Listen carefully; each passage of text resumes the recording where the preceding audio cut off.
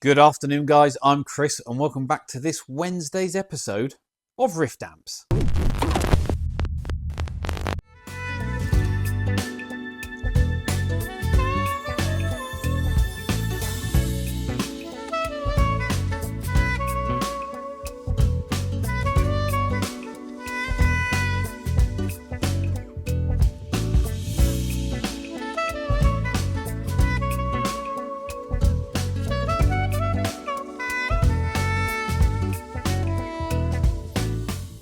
Right, all back together then.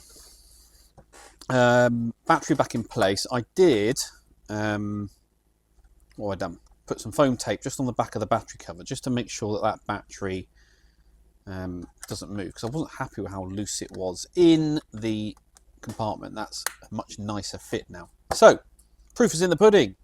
Does she turn on? Now, a couple of things we need to clarify was that I did test both probes into the socket. It does say on the front you only need to plug into probe socket 1 for the unit to turn on. You don't need both probes connected. So anyway,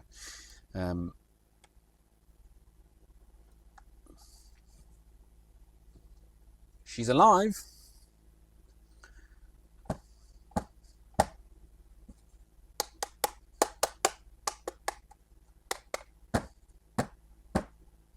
There we go, faulty socket. I'm amazed that these things, that it did wear out. Must have been an internal contact on the old socket. Here it is, this one here. So anyway, all back working now. Good news, happy with that. Right, I can crack on with the rest of my work. Right, Q&A time then. So lots of comments and questions over the Easter weekend. Did you all have a nice weekend, by the way? It's Tuesday now as I'm filming this. And you would not believe how many phone calls, messages and emails I've had today because I had the audacity to take the full weekend off. So I was closed on the Friday and the Monday. Unbelievable. People could not believe that I, dared take some time off. Right, okay. I mean, it's a compliment in a way because they want to bring work to me and they trust me to look after their amp gear, right, and build them guitar amps. So I get that. That's fine. But my phone, my computer has just not stopped today, and everyone wants everything yesterday. So yeah, mad. Lots of comments on Train Wrecking Part 3. First of all, sorry that it took so long to get that thing out. As I did say in the video, it's something I'm doing in my spare time, which I don't have a lot of. The paid Rift work always takes priority, and projects like that, it's in my spare time, and I do little bits every now and again, and it does mean, unfortunately, though, the rate at which those videos come out are a bit slower than the regular Rift content, which I know you guys all love. So there was that. Second video, the Easter special on the Vox AC15. And lots of the usual questions and usual comments about amps like that is why on earth do manufacturers like to run EL84 so hot? Well, I mean, loads of reasons. It was very popular to do so in the design world because there was this, I'm going to be polite and I'm going to say a misguided notion that the hotter you run a set of EL84s, the better they sound, which, as we've all discovered more recently, and we know now that it's simply not the case. But also, these amps were all designed when valves were relatively affordable. They weren't as expensive as they are now. We are now living in the most expensive time that valves have ever been. And whereas before you'd quite happily revalve your amp once a year, not anymore at all. So it's a combination of things, and we now have a lot of amps that come through and they're constantly, cooking output valves and causing problems, and under a lot of stress and strain, and us techs having to deal with it. And so you have to cool these things off. Quite often, actually, do you know what? Sometimes they actually sound much better than they did when they were, burning through valves at a vast rate of knots. So there's always that. So yeah, interesting one. But that amp will, once it's done, I've got some little bits and pieces on order for it. When it is all up and running, it will sound great. The customer will be happy, and you'll have an amp which will not only last a lot longer between services, but now as we're taking the opportunity to tweak it and optimize it, it will sound better, which it's always a good thing. This finally completed. It's been here for ages. This is the 18-watt 2x10 clone, the one that's got the two Celestian Golds in the back. This is the one that customer brought to me. He'd taken it to other techs before to try and get this thing sounding right. He was never happy with it. When it arrived with me, you have to look back at the old video. It sounded great, but it didn't sound like an 18-watt. It sounded more like a hot-rodded Vox than it did, the classic 18-watt circuit. And it had some ghosting issues and other bits and pieces. It was built with some interesting quality parts, is what we'll say. And so the customer was quite happy to spend some money on it to get this thing sounding more like as he always thought it should sound, which is what I've done. So it's had a new set of transformers by Modulus, so a power and output transformer. I redid the circuit inside to more like my own classic treble middle bass 18 watts. You've got two channels, one with volume and tone, the other with volume, treble middle bass. We've kept the master volume control, and I've done it as a Type 3 crossline master, as often works great on these 18-watt circuits. What else have I done? Removed the solid state valve rectifier switch, and we just kept it valve rectified. Best thing for these. Got the half power switch, which I've kept in its original location in between the two output valves. Seems to be a good place for it in this particular chassis and this layout. And there was another switch that brought in an extra filter cap, which was an attempt to fix the ghosting issues, which is no longer needed because I've upgraded the power supply, the B+ rail, been through it, done my thing, and it now sounds great. Sounds like an 18-watt treble middle bass should sound like, although obviously it's a 2x10, not a 1x12, so it's got that thing going for it as well. Master volume works great, and I think the customer will be very happy with it. So when he picks it up, maybe I'll do some sound demos. I haven't got time today because I've got other stuff I need to get on with, but it's done, it's signed off. I'm very happy with it. I'm sure he will be too. But yeah, I'm sorry it took so long for me to get there. It's been an on and off project for me whilst I've been doing other things. But I'm very pleased with the result. So anyway, moving on.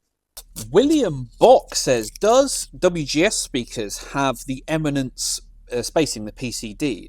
No, they use Celestian PCD. As far as I'm aware, yes, they do. I'm trying to think if maybe they have one or two models that doesn't. I don't think they do. The only one I'm not sure on, and this is why I'm just questioning this, is they do their version of an EV speaker, the 12-inch EV. They call it the 12L, I think. I could look it up, but I'm too busy building stuff. So, but they're pretty much always Celestian PCD, which means they are a straight swap. So. But yeah, great question. He also says, when is Western Electric going to start producing common amp valves? They said they're getting ready to. Haven't said anything about changing their mind. I don't know. I haven't seen anything. I know there's a startup in the UK who are trying to get British valve manufacturing back up and running. Brimar. I know they're currently relabeling stuff that's being made abroad, but they're trying to get everything back in built in the UK again. And if Western Electric are looking to do a similar thing, good for them. But I certainly don't know much about it, and I haven't heard anything. Ted Mitch says, where do you buy your JTM45 chassis? It seems welded, which many are not. No, you're absolutely right. I buy them from a metal firm here in the UK, or a supplier here in the UK, and then I take them to a local place to have the corners welded up, because a lot of places don't do it. You can, or you used to be able to buy, I haven't checked recently, there was a firm that was doing them with where the corners were folded with a lip and then riveted in place, but as we know, rivets can be rattly. But most of the ones you buy, I'm afraid, are unwelded, which is why I take them up and get them welded myself, and then I know it's a good job and I know it's done and they're nice and strong. So yeah, unfortunately it's welded chassis aren't well, I've yet to find one off the shelf ready to go, and of course the welding process does add a little bit of cost, but what it costs me versus the risk of a bent chassis and having to rebuild the thing for a customer is entirely worth it, in my opinion. That extra little outlay pays for itself every time. He also says, check out the Shaviv B30 blade. It lets you deburr both sides of an aluminium chassis hole in one operation from one side. Okay, good tip. I'll get one on order. Well, if they're affordable, I will. But I'll certainly have a look. That's really interesting. It'd be nice to be able to do that. I know my deburrer, you can get through the reach through the hole and do the other side, but if it does both at the same time in one operation, that'd be quite handy. So thanks for the tip. Here's a really interesting one. It's a Reeves Super 78. Don't know what the PS stands for. Power scale. Power scaling. Oh yeah, so it does. So this is a brand new build from Reeves that a good customer of mine has just purchased.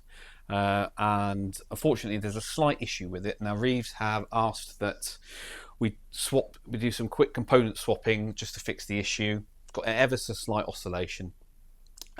So no problem at all, happy to help them out, quick warranty job for them. But it's an interesting amp, this, because it looks like a high watt, and I think most of the Reeves stuff does, but this is more like a 78 Super lead. Is that right? Yeah. Which I think is a cool combo, because how many Plexi clones out there in the world, yet they've done it in this high watt style cabinet. But you said that it's kind of it sounds like a hybrid between the two. Yes, it's got that.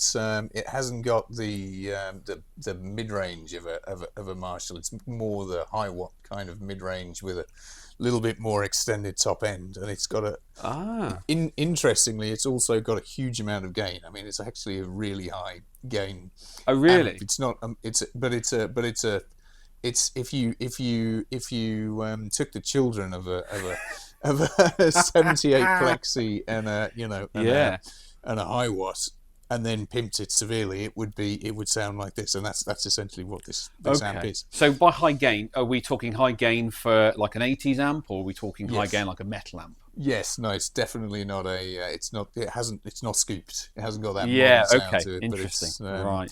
But it's So 50 watts? Yes. EL34s? Yes. Okay, so we've got a preamp volume, we've got a separate gain control as well, which might be like a traditional master in a Plexi circuit. We've also got the power scaling, a drive control and a cut control, and a full treble middle bass tone stack. So you're certainly not missing out on tone shaping there. I mean, you've got everything there. It's very versatile. Do you find it easy to dial in? Pretty well, in every sense, apart from when you crank the drive control, which is where it's oscillating at the moment. Right. I haven't yet worked out what the difference is between the preamp volume and the gain. Maybe that'll become clearer. But there's more top end fizz on one than the other. I can't remember which way around, but one of them brings in a nice bit of top end fizz, and the other is more of a gutsy sort of drive. Yeah, I wonder if that's the hybrid thing going on there, where they're trying to not mash two circuits together, but try and take the best or the best characteristics from each. And but that's interesting. We'll spin it round because it's also got an effects loop. We've got a resonance control and a presence control on the back. We've got our, I assume that's a, oh no, that's the resonance control. So these must be the send and return volumes for the loop. Okay. And foot switch as well, which switches between the two different gains. No, I think that's, both gains are active all the time. I think that's switching the loop in and out.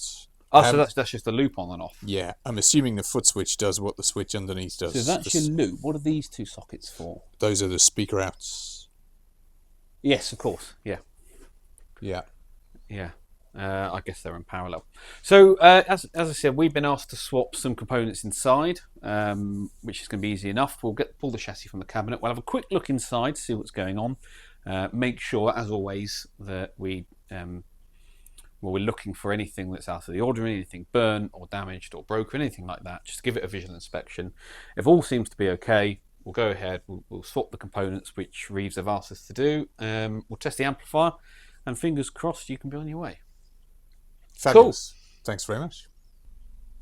Right, here we go then. So it's laid out pretty much as you would expect, like a 50 watt high watt is, and very nicely done indeed. It's got a valve buffered effects loop that you can see on this little satellite board. The choke is mounted inside the chassis, which I thought was quite novel. It's got some heat sinks over here for power scaling and bits and pieces, but apart from that, it's a very nicely built, nicely engineered amplifier, and it's an aluminium chassis, which is why this thing weighs a lot less than you would expect it to. So yeah, very happy. So I'm just going to go through. It's the grid stoppers on the output valves. He's got 1K5s on here and he wants these swapping out, so I'm going to go ahead and do that, but unless there's any other further issues, we're going to call this one complete, because it's quite an easy warranty repair job for the chap. So yeah, very happy with that. Nicely built amp. Thought you guys would like to see inside. Kim Balormsby, hi Kim, says, I live in Missouri and I have realised that the majority of people here in the US don't seem to have a clue what tariffs will mean to prices or what it's going to mean for them. It's really sad. Yeah, I mean, I'm afraid it's in the language, isn't it? When someone says we're going to charge tariffs on Chinese goods, for example,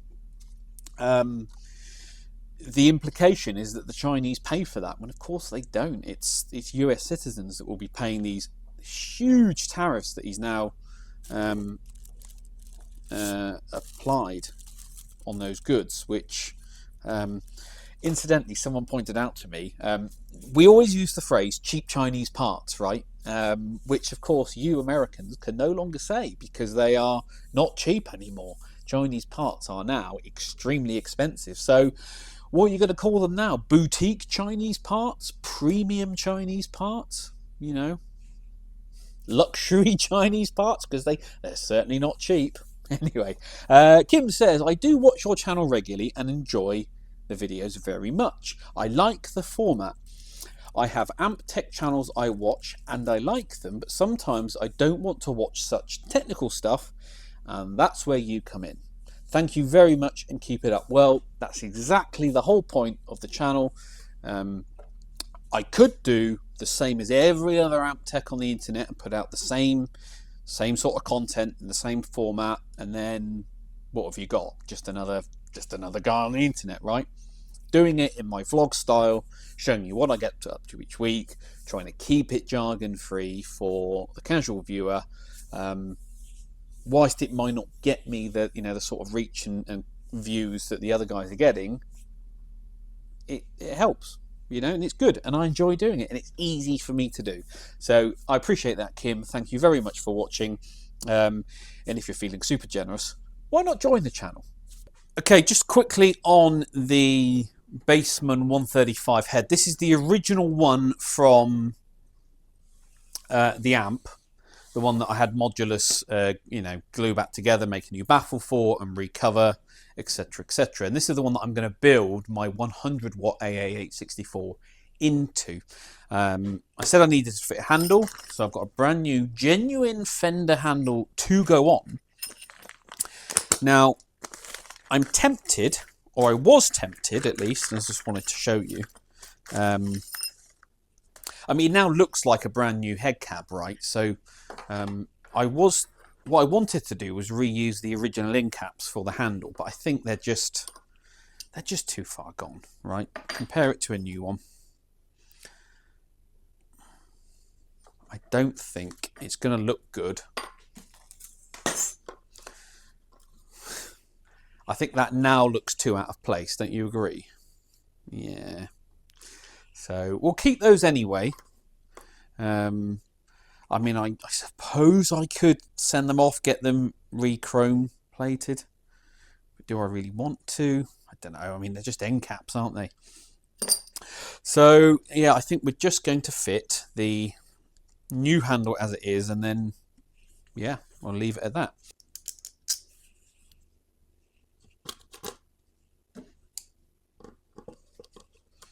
I'm just going to start it off.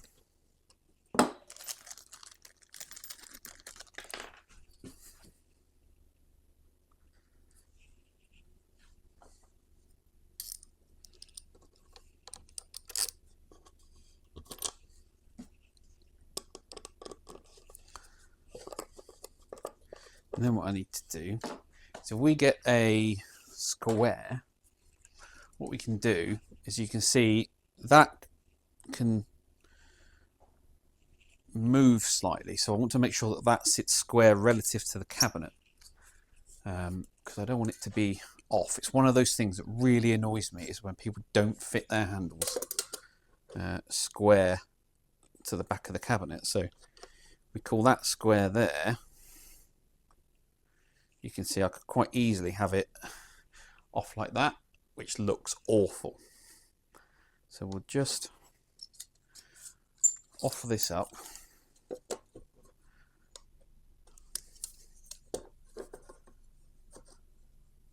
Square to the back of the cabinet, assuming the back of the cabinet's square, of course. There it is.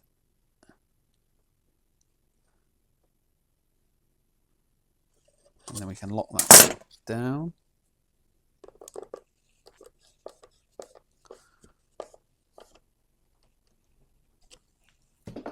And we'll do the same at the bottom. Oh, that one is off slightly.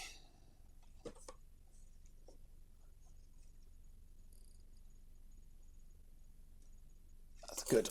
That's good right there.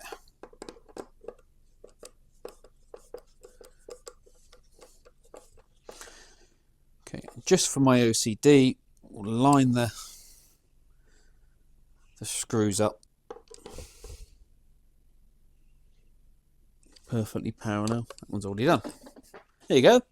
Perfect. Gaz Cow, channel member, says, "Hi Chris, thanks for the information on the legal requirement of high voltage spacing. 0.8mm is far less than I expected." Yes, well, that is up to 2 kilovolts in an environment rated 3 enclosure. Now, environment level 3 is one that is risk of exposure to both dust and moisture.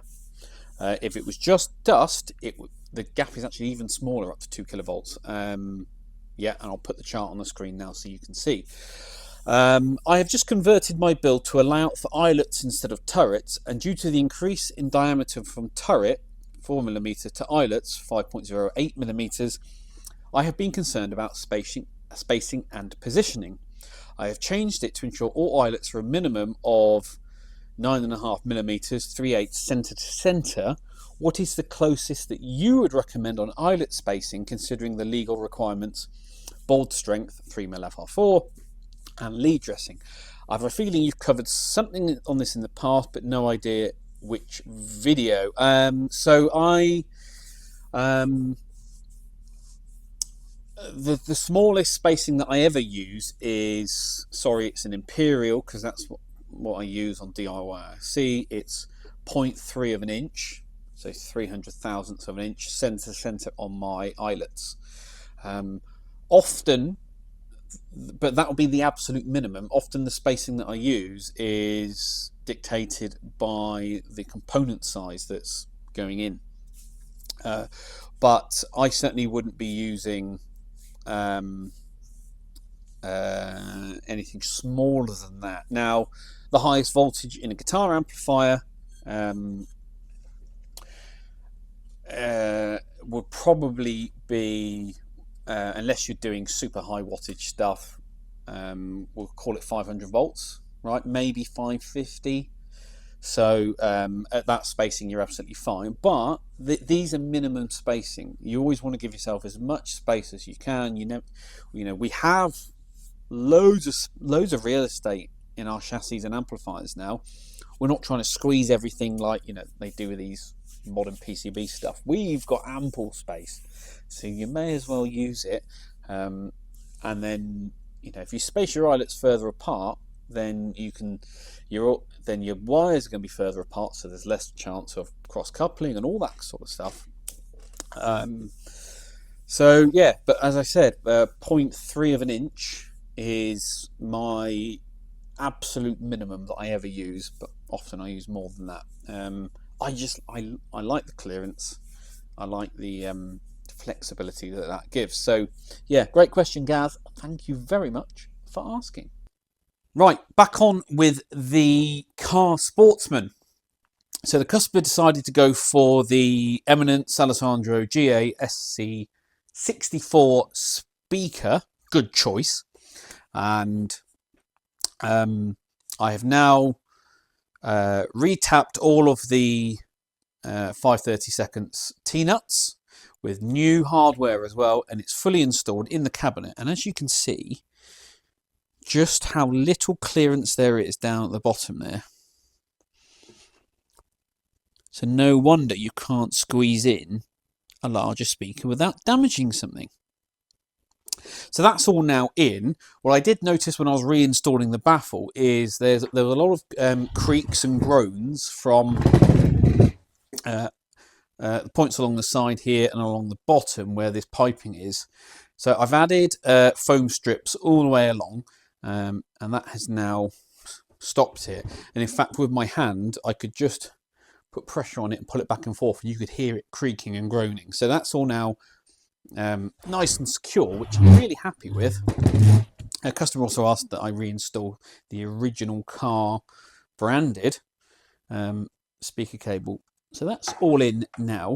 So what I'm going to do now is I'm going to connect this up, and I'm not going to do it on camera. I'm going to play through it and make sure there's definitely no more cabinet buzzes, rattles, anything weird going on with the cabinet, and then we can move on to the chassis itself. But that is, yeah, pretty much the resolution on this cabinet for now.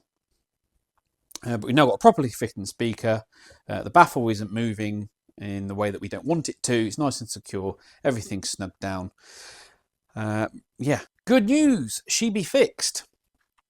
So I tested the cabinet on its own there, and it was all good. I've now reinstalled the reverb tank and the chassis, as you can see. And it's buzz, rattle, resonance free.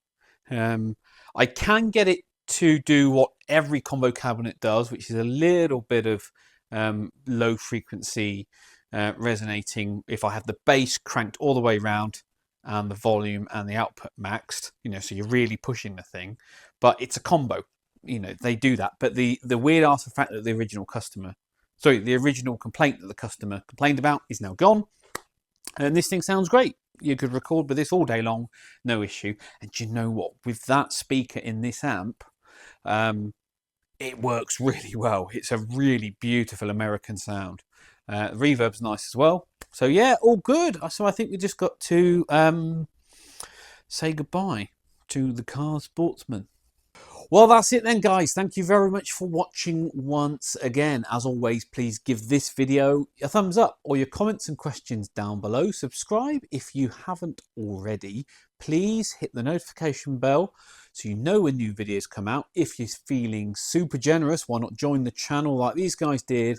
And I will catch you all at the next one.